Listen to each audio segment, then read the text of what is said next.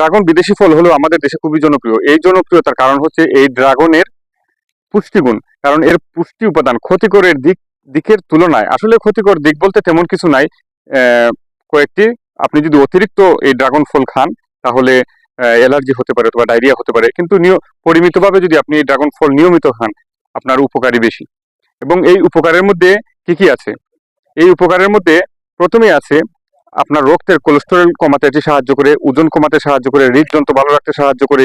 তারপর চেহারায় যে বার্ধক্যের ছাপ রয়েছে সেই বার্ধক্যের ছাপ দূর করতে কিন্তু এই ড্রাগন ফল গুরুত্বপূর্ণ ভূমিকা পালন করে।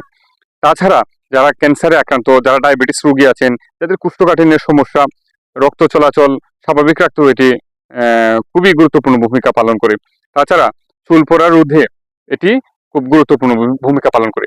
আসলে আমি যতটুকু ঘাটাঘাটি করে দেখলাম এই ড্রাগন ফলের উপকারিতা এত বেশি যে আসলে সেই পরিপ্রেক্ষিতে তেমন কোনো অপকারিতা নেই।